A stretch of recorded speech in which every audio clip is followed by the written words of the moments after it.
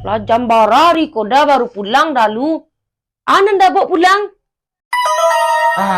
Ya lah, dia malam na pulang ka.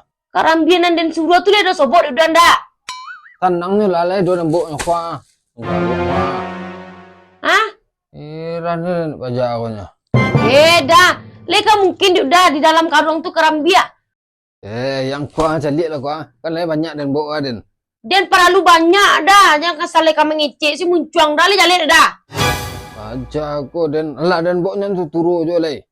Ya le kerambia si tu banyak bulek karung dah. Yang pareso semua lu nya seleka mengecek saya dah nampak den mah.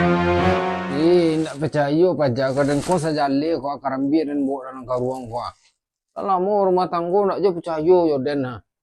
Ndak percaya den dah tayo kerambi si tak den preso semua lu nya. Kemarin den cari isi karung tu dulu. Percaya je lah kan. Den ndak percaya den no. Astagfirullahalazim. Lah ya ada orang membuat randang pisang kok. Yang ada randang balik, randang bagian, randang talua.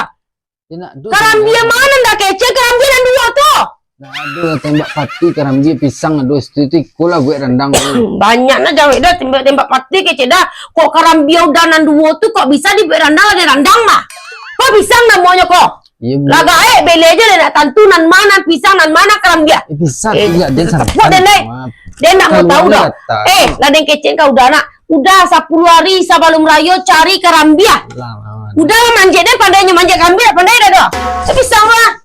Cari kerambia kini dia nak mau tahu dia kau berandang. Sudahlah lagi pitin dah pada apa jangan kau dah. Jadi kerambia lah muar dah. Pilih cari kini.